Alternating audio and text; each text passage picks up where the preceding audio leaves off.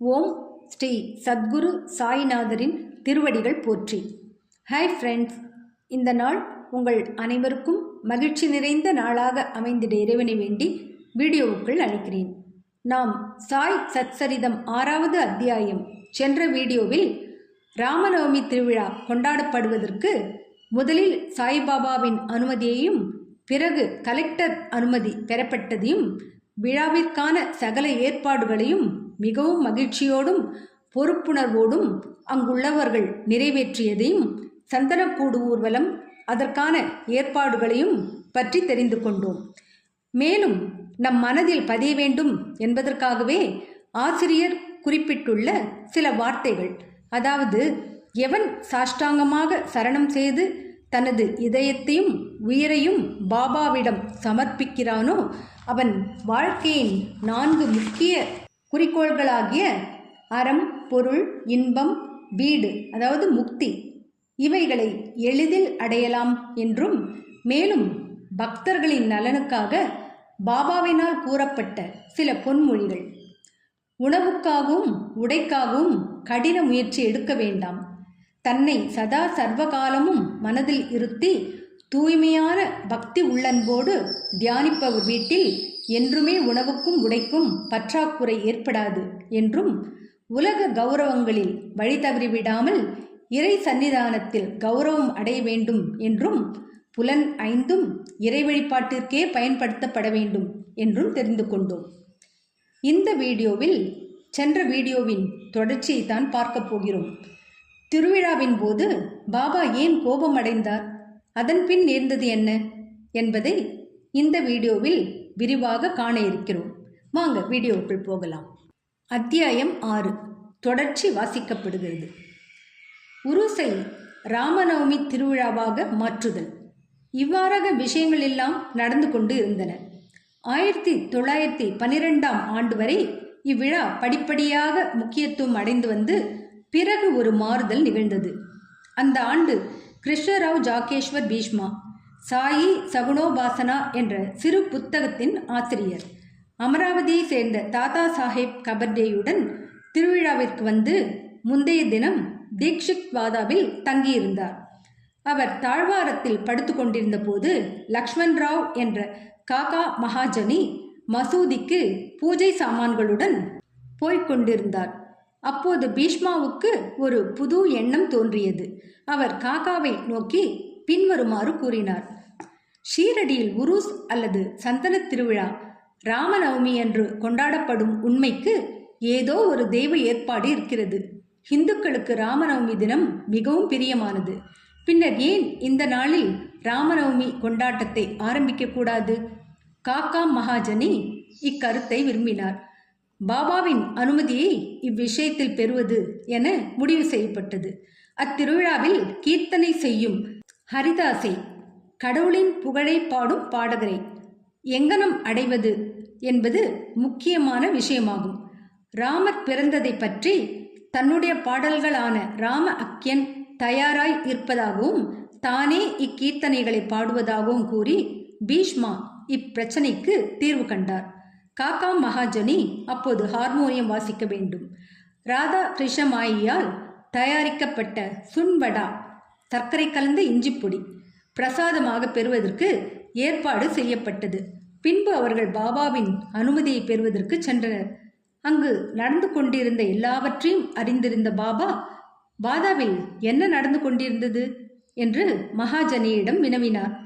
குழப்பமடைந்த மகாஜனி கேள்வியின் அர்த்தத்தை அறிய முடியாமல் அமைதியாக இருந்தார். பின்னர் பாபா பீஷ்மாவை அவர் என்ன சொல்கிறார் என்று கேட்டார்.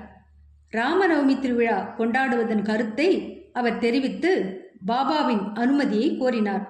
பாபாவும் உடனே அனுமதி கொடுத்தார். எல்லோரும் மகிழ்ச்சியுற்று ஜெயந்தி விழாவிற்கு ஏற்பாடுகள் செய்யத் தொடங்கினர்.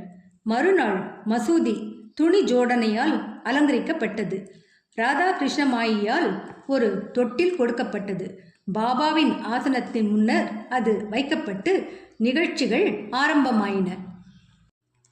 பீஷ்மா கீர்த்தனைக்காக முன்னால் எழுந்து நின்றார். மகாஜனி ஹார்மோனியம் வாசித்தார். மகாஜனியை கூப்பிடும்படி சாய்பாபா ஒரு ஆளை அனுப்பினார். பாபா நிகழ்ச்சிகளை தொடர்ந்து நடத்துவதற்கு அனுமதிப்பாரா என ஐயம் கொண்டு மகாஜனி போக தயங்கிக் கொண்டிருந்தார். ஆனால் அவர் போன பின்பு பாபா அவரை என்ன நடந்து கொண்டிருக்கிறது என்றும் தொட்டில் ஏன் அங்கு வைக்கப்பட்டிருக்கிறது என்றும் கேட்டார். மகாஜனி ராமநவமி திருவிழா துவங்கப்பட்டிருக்கிறது என்றும் தொட்டில் அதற்காக வைக்கப்பட்டிருக்கிறது என்றும் கூறினார். அப்போது பாபா நிம்பாரிலிருந்து ஒரு மாலையை எடுத்து அதை அவர் கழுத்திலிட்டு பீஷ்மாவுக்கு மற்றொரு மாலையை அனுப்பினார். கீர்த்தனை துவங்கியது. அது முடிவடைந்ததும் ஸ்ரீராமருக்கு ஜெயம் என்ற கோஷம் வானை பிளந்தது. குலால் என்ற சிகப்பு பொடி வாத்திய கோஷத்திடையே சுற்றிலும் தூவப்பட்டது. எல்லோரும் பெருமகிழ்ச்சி உற்றிருக்கையில் ஒரு கர்ஜனை கேட்டது. கண்டபடி தூவப்பட்ட சிகப்பு பொடியானது பாபாவின் கண்களுக்குள் சென்றுவிட்டது. பாபா கோபாவேசம் அடைந்து பெரும் குரலில் திட்டவும் கடிந்து கொள்ளவும் ஆரம்பித்தார். இக்காட்சியால் மக்கள் பீதி அடைந்து ஓட ஆரம்பித்தார்கள்.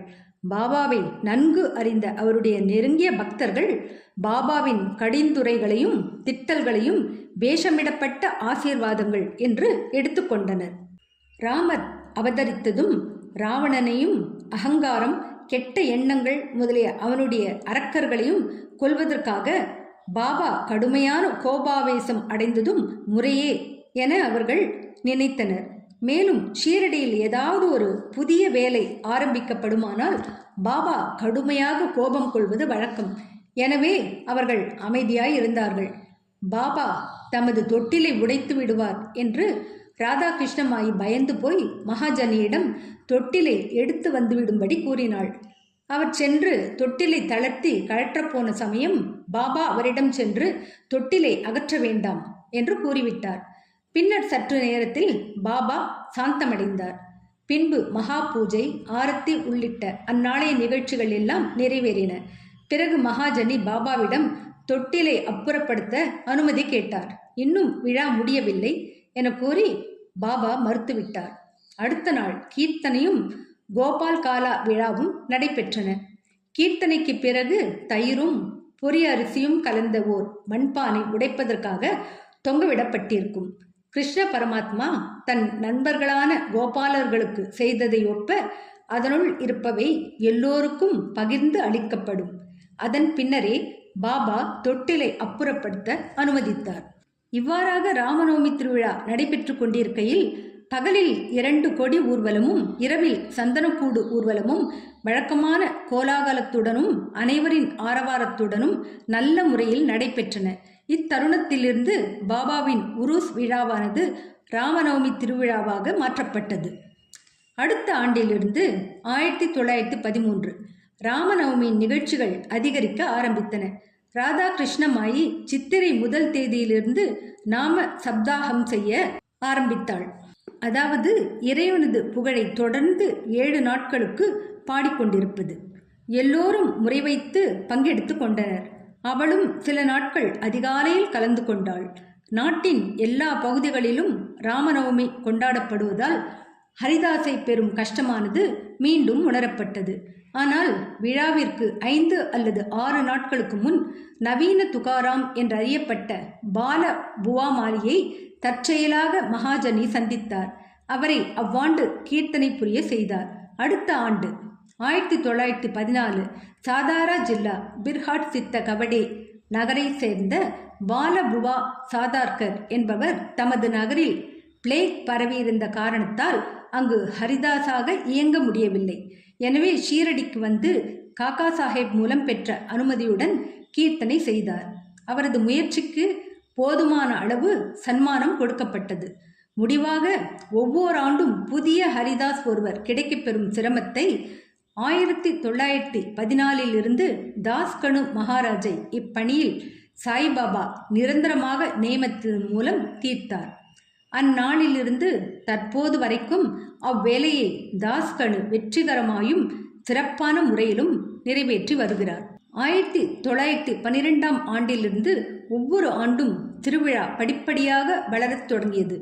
சித்திரை 8 தேதியிலிருந்து 12 தேதி வரை ஷீரடி தேன்கூட்டை போல் மக்கள் திரளாக காட்சியளித்தது. கடைகள் அதிகரிக்க தொடங்கின. மல்யுத்த போட்டிகளில் புகழ்பெற்ற மல்யுத்த வீரர்கள் பங்கு எடுத்து கொண்டனர். முன்னைவிட பெரிய அளவில் ஏழைகளுக்கு உணவு அளிக்கப்பட்டது. ராதா கிருஷ்ணமாயின் பேருழைப்பு ஷீரடியை ஒரு சமஸ்தானமாக்கியது. அதற்கு தேவையான பொருட்கள் சேர்க்கப்பட்டன. ஓர் அழகான குதிரை, பல்லக்கு, ரதம், வெள்ளிப் பொருட்கள், பாத்திரங்கள், பானைகள், வாளிகள், படங்கள், முகம் பார்க்கும் கண்ணாடிகள் முதலியவை அன்பளிப்பாக சமர்ப்பிக்கப்பட்டன. இங்கனம் தமக்காக உள்ள பொருட்கள் எல்லாம் ஏராளமாக அதிகரித்த போதிலும் சாய்பாபா அவைகளையெல்லாம் மதிக்காது தமது எளிமையை முன்போலவே பாதுகாத்து வந்தார். 2 ஊர்வலங்களிலும் இந்துக்களும் முகமதியர்களும் ஒன்றாக வேலை செய்து வந்தும் அவர்களிடையே இதுவரை எவ்வித சச்சரவோ இடையூறோ இருந்ததே இல்லை. ஆரம்பத்தில் 5000 முதல் 7000 மக்கள் வரை கூடுவது வழக்கமாக இருந்தது. ஆனால் அவ்வெண்ணிக்கை சில ஆண்டுகளில் 75,000ஆக அதிகரித்தது. எனினும் குறிப்பிட்டு சொல்லத்தக்க விதத்தில் எவ்வித தொத்து வியாதியோ கலகமோ கடந்த பல ஆண்டுகளாக ஏற்பட்டதே இல்லை. மசூதி பழுது பார்த்தல். கோபால்ராவ் குண்டிற்கு மற்றொரு முக்கிய எண்ணமும் உதித்தது. உருஸ் அல்லது சந்தனக்கூடு விழாவை அவர் தொடங்கியதைப் போன்றே மசூதியை தாம் ஒழுங்குபடுத்த வேண்டும் என எண்ணினார். எனவே பழுது பார்க்க கற்களை சேகரித்து அதன் பக்கங்களை சமப்படுத்தவும் செய்தார். ஆனால் இப்பணி அவருக்கு அளிக்கப்பட்டதல்ல. இது நானா சாஹேப் சந்தோர்கருக்கும் தாழ்வாரத்தின் வேலை காக்கா சாஹேப் தீக்ஷித்துக்கும் ஒதுக்கப்பட்டிருந்தது. ஆனால் முதலில் பாபா இவ்வேலைகளை செய்ய அவர்களுக்கு அனுமதி அளிக்க மனமில்லாதவராய் இருந்தார். ஆனால் மஹல்சாபதி என்ற உள்ளூர் அடியவரின் குறுக்கீட்டினால் அவர்களுக்கு அனுமதி கிடைத்தது. மசூதியில் ஒரே இரவில் தாழ்வாரப்பணி முடிவடைந்ததும் பாபா தமது வழக்கமான ஆசனமான சாக்குத்துண்டை விட்டொழித்து தாம் அமர்வதற்கென ஒரு சிறு ஆசனம் அமைத்து கொண்டார். 1911 சபா மண்டபம் பெரும் உழைப்புடனும் கடின முயற்சியுடனும் ஒழுங்குபடுத்தப்பட்டது. மசூதிக்கு முன்னால் இருந்த திறந்த வெளியானது சிறியதாகவும் அசௌகரியம் உள்ளதாகவும் இருந்தது.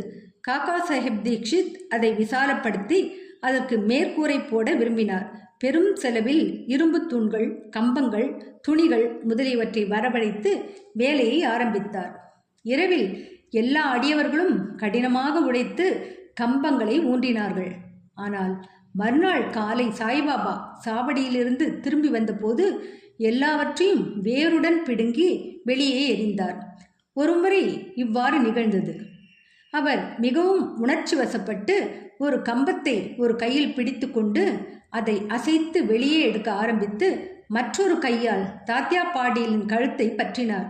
தாத்யாவின் முண்டாசை வலிந்து பற்றி இழுத்து ஒரு நெருப்பு குச்சியை கொளுத்தி அதை பற்ற வைத்து குடியில் தூக்கி எறிந்தார். அச்சமயத்தில் பாபாவின் கண்கள் எரியும் நெருப்பு துண்டம் போல் இருந்தன. ஒருவருக்கும் அவரை பார்க்க தைரியமில்லை. எல்லோரும் பயங்கரமாக அஞ்சினார்கள்.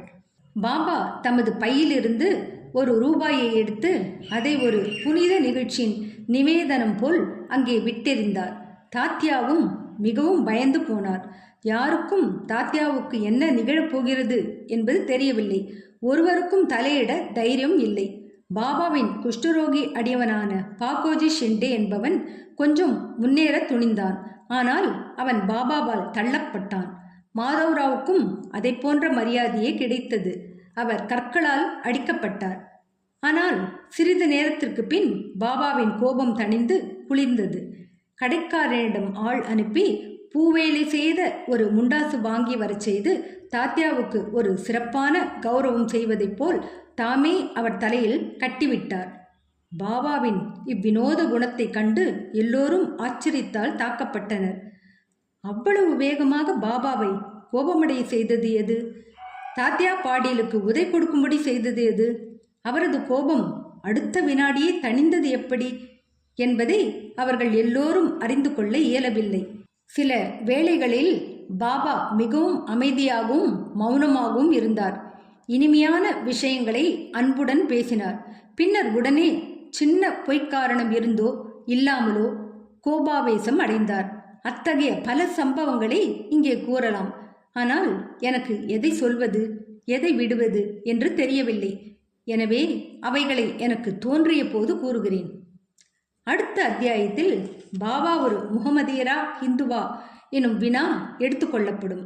அவரின் யோக பயிற்சி, சக்தி மற்றும் பல விஷயங்களும் விவரிக்கப்படும். ஸ்ரீ சாயியை பணிக. அனைவருக்கும் சாந்தி நிலவட்டும். என்ன ஃப்ரெண்ட்ஸ், இந்த வீடியோ பிடிச்சிருந்தா லைக் பண்ணுங்கள், ஷேர் பண்ணுங்கள், சேனலை சப்ஸ்கிரைப் பண்ணுங்கள். எனக்கு இதுவரை சப்ஸ்கிரைப் பண்ணி உள்ள அனைவருக்கும் என்னுடைய மனமார்ந்த நன்றிகள். மீண்டும் அடுத்த வீடியோவில் சந்திக்கும் வரை உங்கள் அனைவருக்கும் நன்றி கூறி விடைபெறுகிறேன். வணக்கம்.